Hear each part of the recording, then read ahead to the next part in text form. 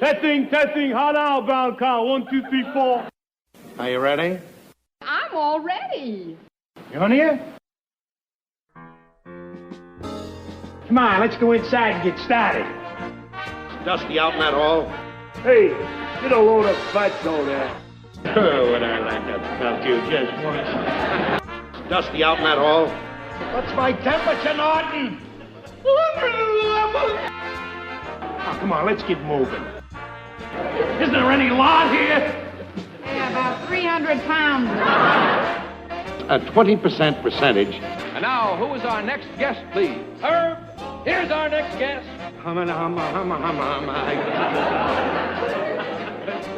Ed Norton. Ha ha! Watch this.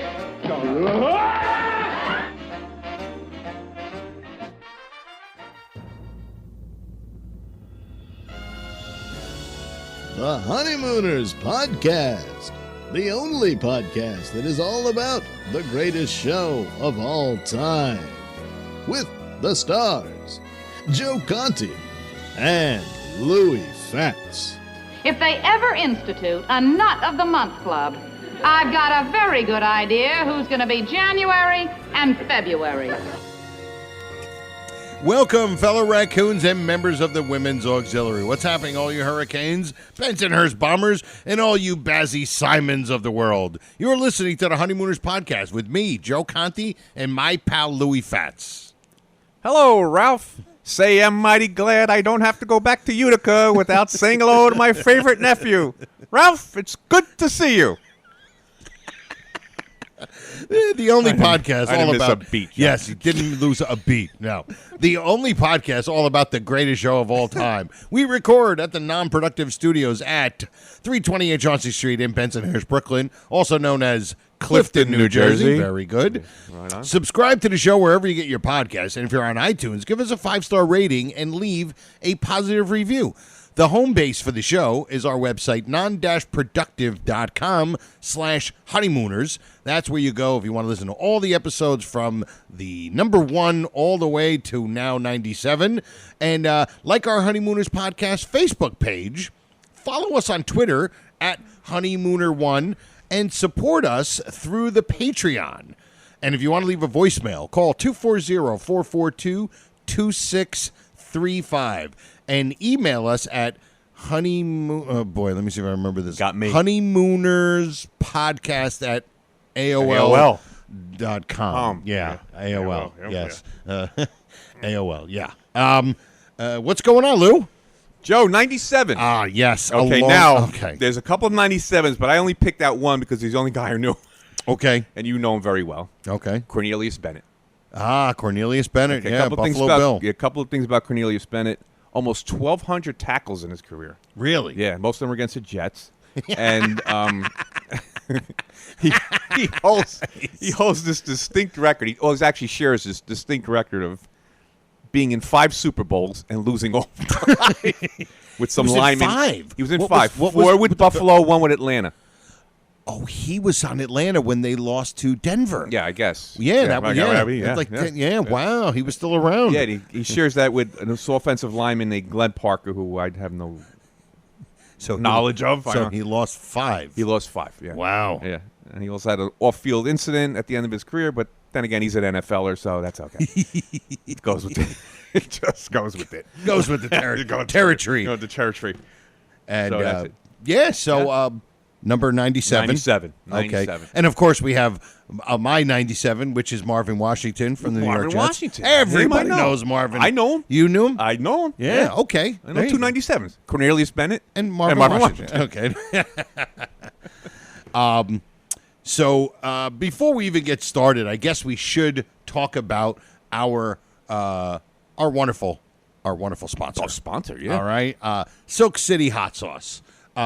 And believe me, we're going to get into what's been going on and and all that. But we got to get into our sponsor. Our sponsor, SilkCityHotSauce.com. It is a fantastic hot sauce. I'm actually out of Slurp and the mango flavored. It's Jeff Kingfish Levinsky. If you're listening. Yeah, get a move on. And I don't even know how to really talk about it, except it's just it's a wonderful, wonderful product. Yes. Great stuff. I mean, we have people that can tell you all about it, you know. The most delicious you've ever tasted in your life. Of See? course, See? of course. Not coming from us. No, it's coming from these guys, you know. Yeah. And if you're worried about your health, it's good for you, especially if you've been. I've been putting on a little weight lately. Exactly, you know. Wait, lately. I forgot all about these things. Yeah. But now here's the thing, and let's see if we can get this right, Lou. Okay. Here's the thing. When you go to SilkCityHotSauce.com, there's a bunch of different packages you can get, all these different things. Get yourself some great, phenomenal hot sauce. And then when you're done, when you're at the checkout counter, you put in the coupon corner, you put in RX. I'm sorry, sir. I couldn't think of the word. Gotcha, that one. You got it, yeah. Put RX in the coupon code and get yourself 15% percentage off of your order, and you also get a free bottle of Cherry Sriracha. I'm sorry, sir. I couldn't think of the word. See, I kind of screwed that up. That's okay. That worked out perfectly. It actually worked out okay, right? You throw a little bit. You throw in a RX. right in the coupon code, Oh, right there you there. Yes. One thing you don't want to put it in is I don't want either. I'll have a small cup of black coffee. don't Yeah, put don't it in your there. black Don't go coffee, to black all right? coffee, no. Yeah, because you know. Tastes awful.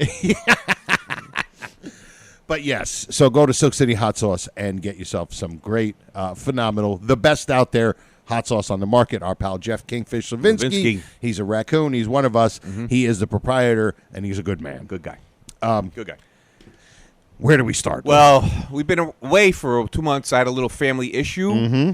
Yep. So that's the reason why. Right. And now we're back. Yeah. You know, we're rusty. We're a little rusty, yeah, as you can already Like tell. we've been in the first 96. So you want to transition right exactly. to 97. So if this is won't- your first episode you're listening to, this is it's the same the way as the it's first been 96. Anyway, 96, 52, 47, 53. It don't matter. They're all Exactly. the It's same. all the same. Go. But so we had Louis had some stuff. He Yeah, I had had to some take stuff I care had to of. deal with. Absolutely, Took 2 months. and everybody was asking, and we love you guys, and we Yeah, appreciate. thanks everybody who was asking. Yes, absolutely. He has. I Louis has- haven't even checked my email, so I don't even know if anybody emailed me. If you have, I'll get to you. I will. He will. I will. Once he gets everything in my head straight straight out. together. Yeah, absolutely. And because once they're going to look in there, and what are they going to find? Nothing. In there. Absolutely nothing. Nothing in there. They'll find nothing.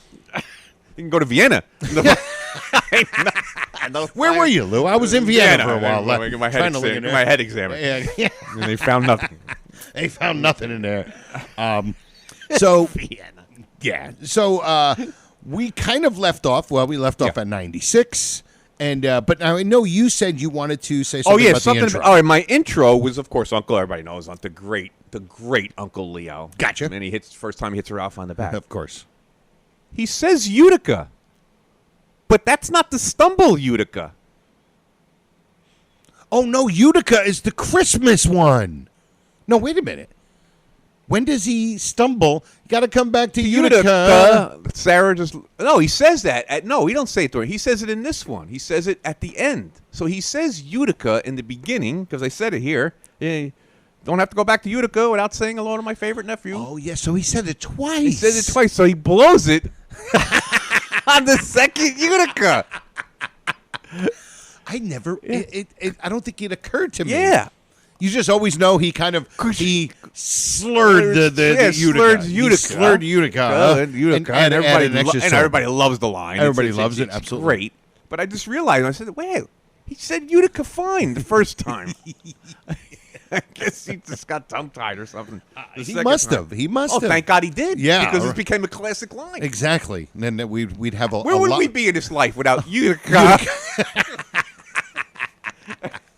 Yeah, absolutely. And another thing, we didn't even realize it, but last week was our third year. Yes. So we're in our fourth year of actually doing this. Today starts our fourth season. Fourth season. I guess we call them seasons. I don't know. I guess you would call exactly. Because we did our first episode number one. We did it January 20th. June 20th. 2019. 2019. Right. Absolutely. And Louie, I totally forgot because we weren't in podcast mode. We weren't. I was out of it. Totally out. He's been out of it for a month and a half at least. 2 months. 2 months. And so we are now hitting our it's our third year, and it's 3 years of doing it. Now we're in our fourth year. Fourth season. Rocking and rolling. So hopefully we'll do another episode in 3 months. 3 months from now? Maybe in our 5th anniversary. Yes. But we know it's been a while, and we appreciate you guys just really, really asking how's things going, what's going on, and this episode we're gonna take it easy. This episode we're gonna just kind of it's a transition. Nothing's too crazy with this episode. No. A little bit more of just discussions that we're gonna talk about, and first get our timing back. Absolutely, had it. I don't know. If we ever had it. The first thing we want to do now. I know it's been a while, but we had our last full-grown nut of the week, which was whenever it was, episode 96, 2 months ago. And it was Michael Bruce. And as the way we do things, if somebody decides to leave us a voicemail or sends an email, we like to read or let them play. Yep, let it play. And, of course, he wants to say a few things. And Michael Bruce does not have a lack of verbal skills. No. I'll just say that. No. And if you guys remember his voice, it's a voice that annoys me because he's got a really, really good radio voice. Yep. And he's a musician, and he's a Landing. He's a handsome young guy. It really annoys me. He played Fred's Landing. Oh, that's right. That's right. His band played Fred's Landing. But here is Michael Bruce accepting his award. Yes. Here we go. Acceptance. Hey, Joe and Lou. Hope you guys are doing great. Michael Bruce here. Something happened with the first message, so I just called back and leave an official one. Look, you guys are fantastic, but whoever thinks that Joe and Lou run a flub-free podcast and are extremely well-rehearsed would be the type of person who would also bend way over and pick up a pocketbook on April Fool's Day. Just saying. But I will say, when I heard the music swell to announce the Honeymooners podcast full-grown nut of the week, and you guys said Michael Bruce, I threw my hands in the air and said, wow, I've always dreamed of moving west. And you are sadly mistaken if you don't think it brings a tear to my eye and a lump to my throat winning this award and being able to now sit at the table, which looks so much better in a Park Avenue apartment, with my fellow full-grown nuts of the week. After all, it is a vital organization, as you know. But I will be completely honest with you guys and say that I am not humble about winning this award, and I actually do deem myself worthy of it. And as my wife wished me luck in someday winning it, I just simply said, Tara, my dear, talent doesn't need luck. After all, let's be honest, it wasn't the pressure they removed years ago, okay? I mean, come on. That's why of all the podcasts out there, I picked the Honeymooners podcast. I know all about the Honeymooners. When I was in middle school, I wasn't like the other bums hanging out at the arcade or on the corner. Not me. Every Friday night of the week, I scooched up my chair to the TV, and I put it on WPIX at 11 to watch the Honeymooners with my boombox up to the TV speaker to record them on cassettes with my triple-decker bologna, pickle, and cheese sandwich, and whatever else was in the icebox I could throw to the side of me and wave my arm over it and make sure I could reach it. I know we've all done that. I made no bones about it. As soon as you guys said you were going to start giving out this award, I bought all the Honeymooners on DVD to study. I got all my old cassette recorded shows out and studied them. I told Ron Albanese to come down with his VCR and play me all the Honeymooner episodes he's ever seen. But with that being said, I practiced my speech, rock candy on the floor and all, and I am truly grateful to be officially inducted into this great Honeymooners podcast family. If you excuse me now, I got to run. And I got to go under the street lamp and take my hat off so people recognize me for winning this great Nut of the Week award. Let's do lunch in Jersey sometime soon. Hashtag Honeymooners 24/7RX. Great. Unbelievable. Michael Bruce never, ever, ever disappoints. And a well-deserved full-grown Nut of the Week from last 2 months ago. Yeah, 2 months ago. But, of course, I think, we already sent him. I went through the motions already. We already sent him his certificate and all that kind of stuff. Okay. So that is our rebuttal. Well, not rebuttal. It's more of his acceptance speech. Yeah. That's it. What is it? His acceptance speech. Acceptance speech. So, without further ado, let's get into episode number 97, Yes. Full-Grown Nut of the Week.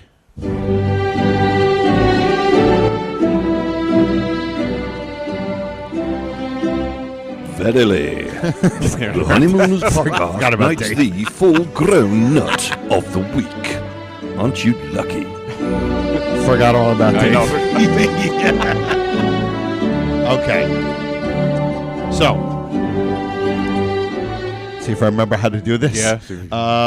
Okay, I think. Yes, I think Oh, I got it. Okay, I good, think I good. got it. Now All next right, we start everybody. Timing. Full grown nut of the week, number 97. It gives me real pleasure to present to you this award.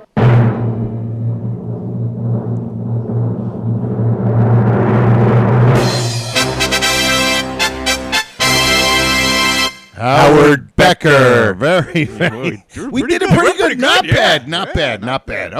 Okay. We're getting there. Everybody. Just getting warmed up. Guess you're warmed up. Dizzy Dean getting warmed up in the bullpen. But he still pitches the game. Yes, exactly. So Howard Becker. Now Howard, kind of, I guess you would call it like a dark horse because he's been around for a while. Yes. Right. And always sends me messages and gives kind of little opinions here and there and has given us some ideas. But boy, did he outkicked his coverage. Yeah, he did. All right. And I'm not going to be able to do all this on here, but what I will say is he made something, it's the word Board of Nuts Word document, okay?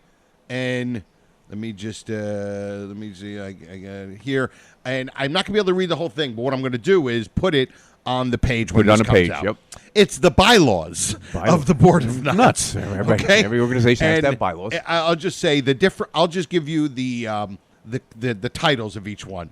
There's our Article 1, shareholders. Number 1, annual meetings, special meetings, place of meetings, notice of meetings, and then Article 2, Board of Nuts, the power of board and qualification of nuts, the number of nuts, the meetings of the board, resignations, removal of nuts, executive and other committees of nuts, Article 3, officers, all the officers, election of officers, 2, other officers, 3, compensation, 4, terms of office and removal, 5, the president, 6, vice presidents, and 8, 7, let me see, the vice president. Oh, my God, dude. It just keeps going. Yeah, you put it out. Treasurer and assistant treasurers. Article 4. I mean, it just goes on and on.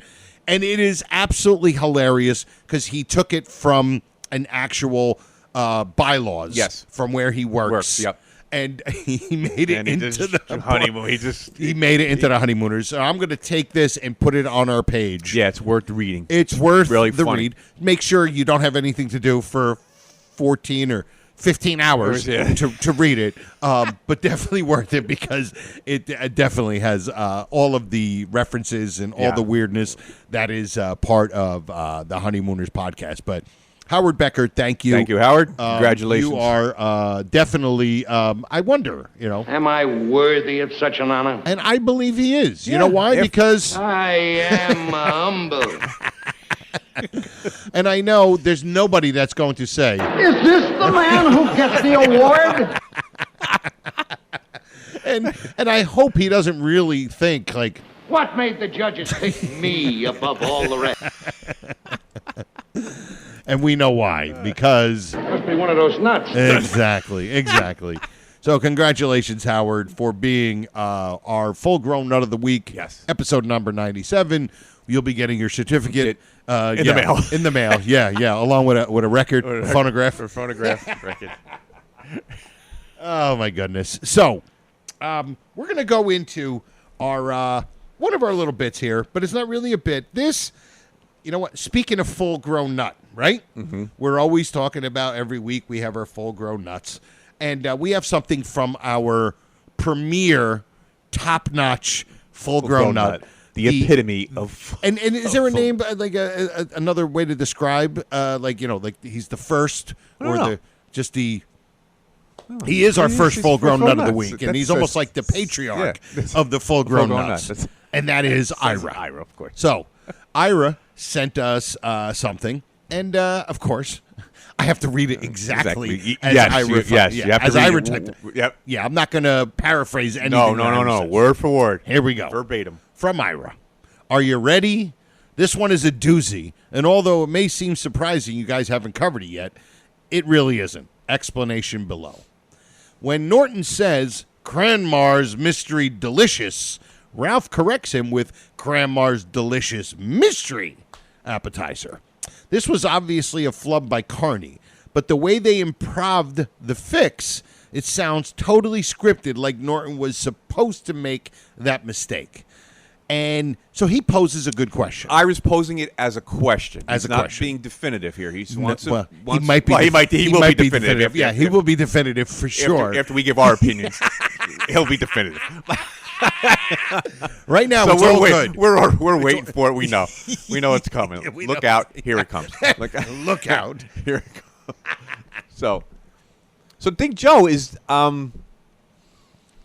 like I say, Ira poses it as a question because it makes sense. It does make sense. It sounds very natural. Yes, it's a natural thing for a guy to go Cranmar's Mystery Delicious Mystery. Now, I think yeah, Norton flubbed it. I think so too. And the funnier part is that Ralph, of all people, correcting him. Gleason's correcting someone. Yeah, although he's done that a couple of times. Applicants, that's true. I mean, he knows his stuff. Yeah. I mean, he'll jump right in there. Yes. And it turned out to be a great scene with that Mystery Delicious. No, Delicious Mystery. And then Norton says it, Delicious Mystery.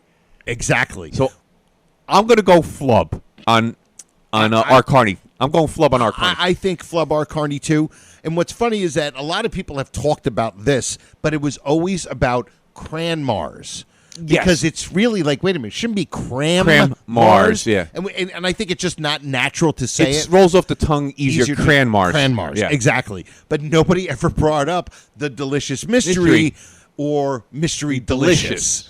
And I think it was a flub, but it's a good question. So that is going to be our first question, which I'll put up on our page. Joe, put that up, and then when everybody just jump right back in. Have at it, and prepare to be verbally assaulted by Ira if you don't agree with him. So, okay. So that's our first. We forgot to play our intro. It was Flub of the Week. Oh, you know what? I didn't even think about that. That's right. I didn't even think about that. That was like kind of a flub. Yeah, it was a flub. I apologize. And you know what? You can't not do Flub of the Week. Even haven't heard this song in a while. Yeah, really. And now, the Honeymooners podcast presents... It's not in the top hand, and drive! The Flub of the Week.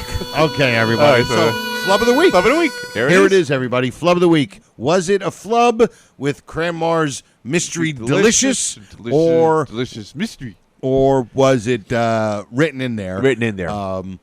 And let's have at it. Let's go. It's good. Yeah, can't believe Ira, great.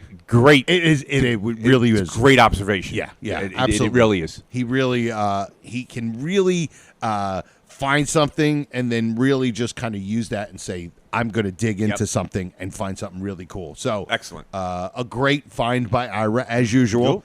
You know, and we'll get everybody's juices flowing now with that. Yeah, considering after episode 12, I was surprised he ever listened to us afterwards. Said another stinker. Yeah, go back to episode 12 or 13. Yeah. It's called Thanks, Guys, Another Stinker, or whatever. And we came up with the name because that's what I said about our episode before. So, all right. But that's our Flub of the Week. Flub of the Week. Okay. And everybody just chime in. Okay. Now, here's something that I came up with. Here is a thought, and I think it's a great question. It's a good little topic. The phonograph, right? Yes. With the Hucklebuck. The Hucklebuck? Right. Mm-hmm. We all remember the phonograph. Mm-hmm. He winds it up. Yep. Plays the Hucklebuck. Yep. That is in, of course, what episode? That Young at Heart, right? Yes. Young at Heart. Well, also in the episode with Blabbermouth, which was a matter of record. Right. The recorder. It's a recorder. Here's the question. Were those the same two props? Is there a third time it's used with Carlos Sanchez? Oh, wow. Wait a second. Is it now? I didn't even think of that. I just thought about it now when you were saying it. When I was saying it. You were saying it. I'm like, wait a minute. Is it the same prop? It's also in Carlos Sanchez. It could be. Right now, my first thought is, yeah. But I don't know because I'm not looking at each one and saying, all right, here's a picture of that or here's that. And that. Right. But my first reaction is to say, yeah, it probably was. It was 1955. It was very simple. Things were simple. Everything was simple and basic. Why not? I had one of those when I was a kid. Which one? Those photographs like that. With the top, you pulled it. Everybody had the same one. They all looked the same. Yeah. And I don't know what a recorder looks like. I don't even know if, I never heard of anybody being able to, at home, record into a microphone onto a record player. I've never heard that before. Maybe they did back then. But so now it's 3 we got to look at. Now it's 3. All right, everybody. Do your diligence. I know I'm going to be getting a text message from Brother Bibbs a half hour, 40 minutes after the show comes out. He's going to be getting, and he's going to show me pictures, different angles. It's like Zapruder film when it comes to Brother Bibbs. The stuff that he finds. Zooming in on the needle of the record player. Like, this is a diamond stylus, and this one is not. Yeah, Brother Bibbs definitely one of the sweetest guys I've ever talked to, but he's psychotic. Yeah. Oh, he has a deep psychosis when it comes to this thing. So there it is, right there. We're all 3 of them the same. We're 2 of them the same. What do we think? Yeah, it's something that I just wanted to bring to you. Yeah. So good pernt. That's 2. Right now we got the flub of the week. Flub of the week. People got to chime in on and this one and this one. The 3 phonographs. Yeah, shame. Right. Now, when you look at this, like Joe just said, see if 2 are the same, one's different, or all 3 the same. Right. Because either it's not going to be 3 different ones. It's either going to be they're all the same, which I think they are, just off the top of my head. Yeah. Or maybe 2. Maybe 2, and then the other one. And the other one is recorder. And also, I don't know. Like, I'm trying to think because what also probably depends is like the date of when they recorded the episode. Like, was it episode 4 and then the other one was episode 36? Yeah. Because you're talking about, months and months in between. Between and props. There must have different several props in in the and back. out and whatever. Yeah. But and off the top of my head, I'm not even gonna go look.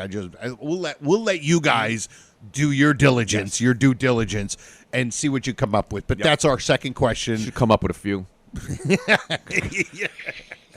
And by the way, I haven't seen Lou in 2 months. I know. He came in and we talked for a little bit, had a little serious conversation about what's going on, and then right away he just starts coming and just with the lines from the episode. Now, I've been away from the Honeymooners for 2 months also. Nothing. Right. Nothing. I've done nothing for the last 2 months regarding Honeymooners. This morning, I actually had to listen to our last episode just to see what we do and how we do it. It's like...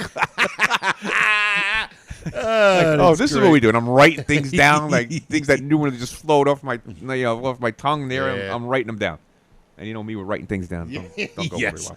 Okay, and here is another question that I have. I was watching Pardon My Glove, and something came up, and here's my question. When Ralph realizes that there's no party, right? He can't figure out why there's no party. Right. He goes downstairs, comes back up, and says, I went and asked Mrs. Manicotti, and she doesn't know anything about a party. Here's my question. Did Mrs. Manicotti know and not rat? Or was Mrs. Manicotti not invited to the party? That's the question. What is it? Now, being a couple of Italian guys, I'm going to guess that if she did know, she didn't rat. She didn't rat. I don't think she ratted. You know what I mean? But still, it's like, wait a minute. She didn't say anything, and maybe the idea was that Ralph went down there like, "Hey, is it supposed to be a party? Yeah. There's no party. What's going on?" I mean, to a clam, she's a nurse. And she kept her trap shut. Yeah. So what was she not invited? I mean, she had to be invited. Mrs. Manicotti. You would think. Yeah, especially a woman at her age. with her 12-year-old son. Her 12-year-old grandson. So there it is, another one, That's everybody. another quandary. There's another quandary for us, and I'm just, if you guys can't tell, we're pushing a lot of things on you guys. because we're pushing a lot of things on you guys because we're rusty. We're coming Yeah, back. So we're a little bit on the rusty side. Like when you go see somebody in a band and they're an old singer and they throw out the microphone to the crowd to sing the Yes, song. yeah. Okay, you're all right. Bah, bah, bah. Yeah, I know. Okay, we know. Yeah, we thank you for this week, Caroline, but I don't feel like singing the ba ba ba. So, yeah, that's funny. We're putting the mic out to you guys. Yes. And my one last thing that I wanted to bring up, and again, this is from Pardon My Glove. Okay. I'm pretty sure it's Pardon My Glove.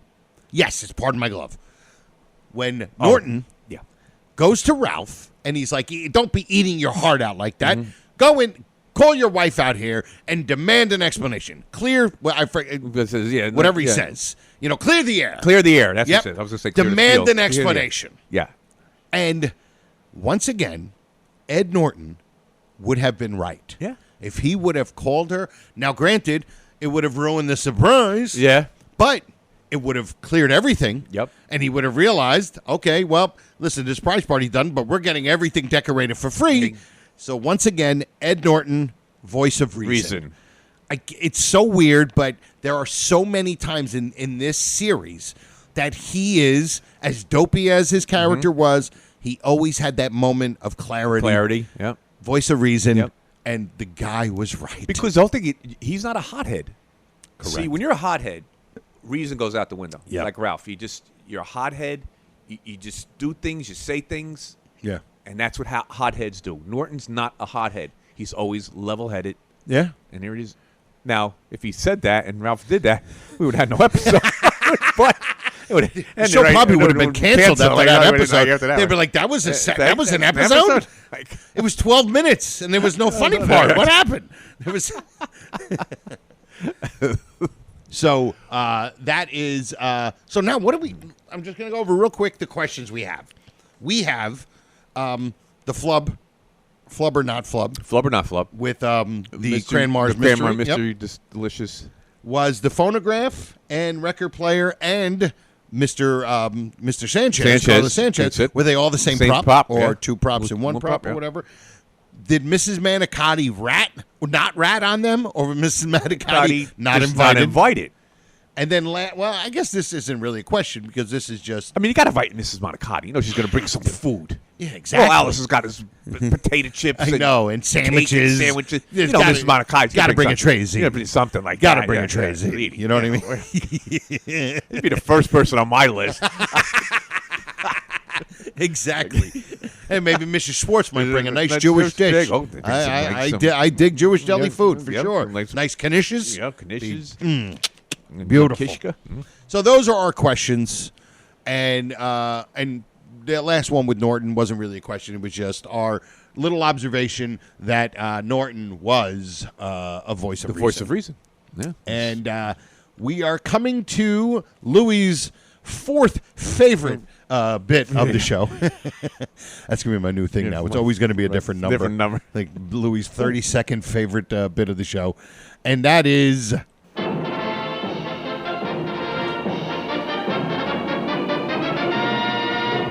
Now, Tom, who is our first guest, please? Herb! Our first guest, ready to leap the little first off. hurdle Yeah, we're a little off. on his way to the $99,000 answer is our... Comedian from Schenectady, Joe Conti. Thank you. I want to see the expression on your face when you miss it. Oh, wow, that was a little rough. Man. 2 months out. I think this is your second stint in Schenectady, guy. I totally forgot. Yeah, I know. I got to write new material because I'm going to Schenectady for the second time. I think I may have used that already. All right, here we go. What do you got for me? Oh, I forgot. Okay. Question. I was too worried about Schenectady. Okay, yes, worried about Schenectady. Can't even say it. Okay, this is we're talking about delicious mystery appetizer. Okay. This comes from the dog food scene. Okay, the scene at the Gotham Bus Company in the office. Mm-hmm. There are a total of 6 people, 5 present, 1 off screen. Name all 6. Ralph, Charlie, Mr. Marshall, Tebbets, Mr. Tebbets, and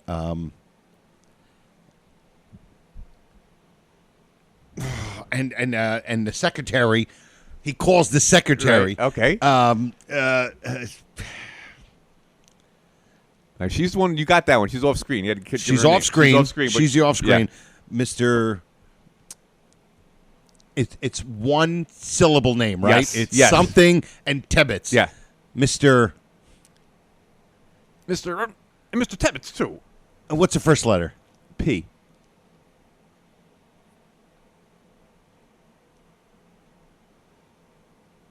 Four of them make a bushel. That helps you. I don't know what a bushel is either. A quarter, Mr. Quarter of a bushel. Quarter of a bushel. That's basically what his name means. Mr. Oh my! I can't think of it. Go ahead, Mr. Peck. Mr. Peck. Mr. Peck and Mr. Tebbets and Charlie, Ralph, and Mr. Marshall. And Mr. Marshall. And the then secretary's one that's off. Yeah. I can't. You got it. It was actually the last. It was the last 96's trivia question. That's where I got this one from listening to episode 96. Was it? Yeah, it was like, who's Mr. Marshall's secretary's name? And you got it. Gloria? No. Susan? No. No. I'm drawing a blank. Miss Evans. Miss Evans. Miss Evans. You're thinking of Shirley, who was Mr. The advertising guy. Oh, yeah, Mr. Gersh. Yeah. Dick Mr. Gersh, yeah. Dick Gersh, the secretary. Dick Gersh, yeah. And that was Shirley. That was Shirley. Yeah, another Shirley, by the way. We actually see Shirley. She actually makes an appearance. Yes, in that. she does. Yeah. He's a nut. Miss Evans, we don't see her. We don't even hear her. No. She actually did a good job. Yeah, he's a nut. Yeah. She was very good, yeah. actually. She doesn't get, whatever, but very good. Yeah, so that was the that's the trivia. Peck, Tebbets, Charlie, Ralph, Mr. Marshall, and Miss Evans. Miss Evans. Very good Those question. are the 6 people. Very, very 5 good on stage, question. 1 off. Wow, Although very there good is, question. There is no Miss Evans, but she was mentioned. Yeah. In spirit. All right. Let's see. How do we end this show? I forgot. I forgot how. All right. Who do we thank? Oh, you thank people. First of all, we got to thank Silk City Hot Sauce, our fantastic sponsor. And of course, congratulations to Howard. Howard, yes. Our new full-grown nut of the week. Thank you. Everybody who listens, emails us, comments on Facebook. And, of course, all of you special pals, all you full-grown nuts of the week, we all know who you are. And share with your friends on social media our episodes, some of our videos from YouTube. Do all that. And also, we thank the Facebook group, the Honeymooners Raccoon Lodge, with Joy and Brother Norton. Yep. And my 1-hour comedy album called Happiness, back from 2012. You can download it anywhere you get your music or comedy, so if you want to support me, that's great. And if you want to join our Patreon, it's right on our website. Any of our episodes, you scroll to the bottom, there's a thing for the Patreon. If you want, you can, if you wanted to leave some, if you wanted to donate a little bit, maybe... I suppose I can put you down for the usual buck. Huh? I'm thinking maybe $1, or even if you want to be a little bit more generous. $100. I would definitely be okay with a... $100. If you want to... I'd be okay with you putting you down for the usual buck. You'd be our first contributor. So that's it. Episode number 97. Yep. In the books. For me and Lou, we say we'll see you next time. E pluribus raccoonum. Night all.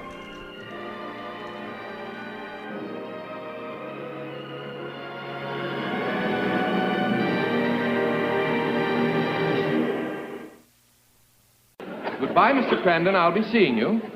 I'll be seeing you, Irving Kale and Sammy Fain, 1938. Oh, Mr. Crandon, it's all over now. It's all over now. Bassy Simon, 1927. No, good night, Mr. Crandon. Good night. There were 2 songs, Good Night. It was Good Night, Irene, written by Lomax and Ledbetter. Good Night, Sweetheart, written by Rudy Valley and Ray Noble. RX. This has been a non-productive media presentation. Executive producer, Frank Hablawi. This program and many others like it on the Non-Productive Network is distributed under a Creative Commons Attribution Non-Commercial No Derivatives license. Please share it, but ask before trying to change it or sell it. For more information, visit non-productive.com.